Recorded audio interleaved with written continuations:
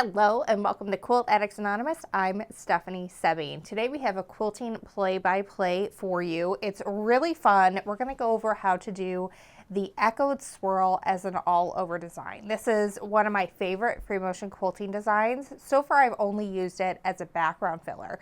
So in this video I'm going to blow up the scale and I'm going to do it all over the entire quilt design for our latest Stashing with Stephanie quilt, Pixelated Blooms.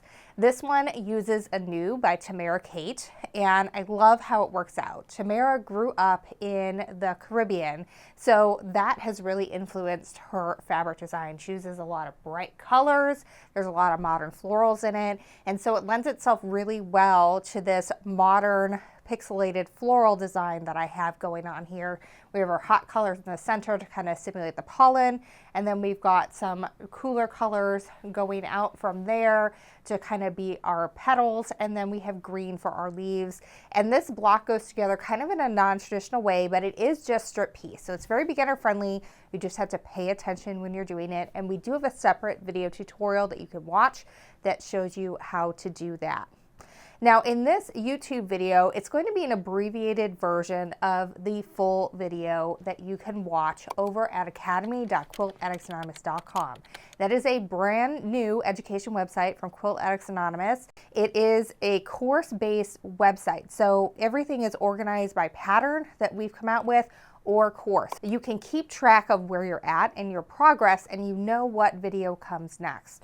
Most of the courses also have built-in discounts if you're going to get the pattern to go with that or any supplies to go with that. So it pays to do it that way. And sometimes you can also get the course for free if you purchase other stuff to go with it. So it really is a really fun place to be. There's more than 100 video tutorials, including this one. We've got two versions of this that you can check out. We have one course that includes both the piecing tutorial and the quilting tutorial. And then we also have one that's just the quilting if all you're interested in is learning how I'm doing this overall swirl. Also over there, you can see bonus footage that is the real-time footage of me quilting an entire pass. So you can see how I move around the quilt, how I work myself in and out of corners in order to create a really nice, evenly filled space. So make sure you check that out if you're interested in learning more. All right, so for the quilting play-by-play, what we do is I attach a GoPro to the handle of my long arm. So you guys are getting the same view as I am as I'm working my way around the quilt.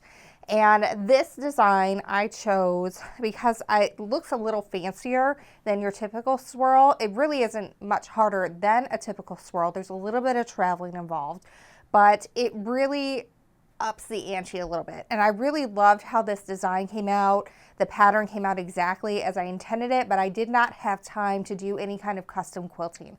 But that didn't mean that I just wanted to kind of slap something together and call it done. I wanted to make sure that I kind of did something a little bit fancier. So that's why I landed on the echoed swirl as an all-over design. Like I said, this is my first time doing it as the all-over. So when you first see me get in there, you'll see that I'm messing with scale to kind of see what I like, and then I go from there. So let's take a peek at the footage. All right, so we're getting started here, and I knew that I wanted to do it on a bigger scale than what I've done in the past as a background filler because this is going to be all over. I already went through like an entire bobbin per pass with the scale that I chose, so I just really wanted to make sure that I was going a little bit bigger than I have gone before.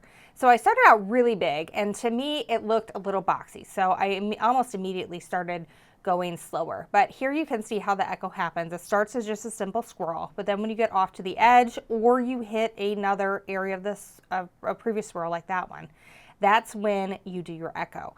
And I like to only do one echo, sometimes two. Any more than that, and I feel like it starts to look boxy instead of your circle, which is what we're going for. So here we are, we're gonna get started. We're gonna come in, we're gonna do a regular swirl, go at a point, work our way out, and then I'm traveling around the previous line, and in this one I'm just kind of quilting off the quilt, and I'm following that circle going around. So I did one echo, and then we're gonna work our way into a new swirl. So we've got our nice pointy point. We're gonna work our way back out. Everything is looking nice and round, which is what we want. Now I've hit a previous swirl, so I'm traveling along the outer echo and I'm working my way in. And you can see here, I have already done one echo and I have a choice. I could backtrack or I can try and do a second echo. And I didn't love that one. I felt like it was a little bit too far apart and it looks a little boxy on that bottom where it's kind of getting close to the roller. But the good news is when you fill an entire quilt full of these things, you can have one or two that you're not in love with, or even a dozen, and it's fine. You're not really going to be able to tell when everything is said and done.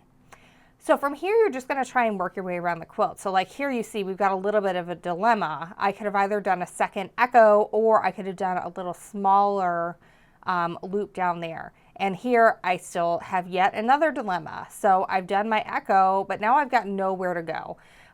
Because if I do a second echo, it's going to be down too low. So what I'm doing is I'm very carefully traveling along previous echoes to get to a spot that's a little easier to work out of. So if you are not great at traveling, this is a great time to work on it and get better when you're doing this. And you can see I'm going pretty slow around there for me. Everybody kind of has their own way of doing things. So for this one, I decided to go ahead and do that second echo to get my way around because I didn't want to travel again. So sometimes I did it, sometimes I didn't. And it just is really up to you and what you think is best for that portion of your quilt. But the big thing to remember is to just be consistent. Like I wouldn't want to have 1 to 2 echoes in one spot and then all of a sudden do 3 or 4 somewhere. That would look weird. So as long as you're kind of consistent and you keep it to like 1 to 2 or always kind of hit 3 and 4, that's fine too. Well, that's all we're going to share on the YouTube version of this tutorial. But if you are interested and you want to learn more, please head over to academy.quiltaddictsanonymous.com. There you can choose to either take the course that shows you how to piece this quilt and how I quilted it, or you can take just the quilting course if that's all you're interested in. And it really is a lot of fun. You're going to get more in-depth look on how I made this swirl work, how I worked across the quilt so that I didn't get stuck in any one space, but still filled everything nice and evenly. And also some tips on how I filled out the end to make it look like the design was going right off the edge of the quilt. We also have bonus footage that shows me quilting in real time, so you can see exactly what I did for the entire pass, so that way you can really sort of work on getting that down in your own quilting and elevate it that way. You can watch all that over at academy.quiltaddictsanonymous.com. We have more than 100 video tutorials over there for the Quilt Addicts Anonymous patterns, and also a lot of Quilting the Quilt videos, including our Intro to Free Motion Quilting course, which is free, our Intro to Ruler Work course, which is partially free and partially paid, and lots of other great techniques that you can learn over there. So check that out at academy.quiltaddictsanonymous.com. Until next time, happy quilting.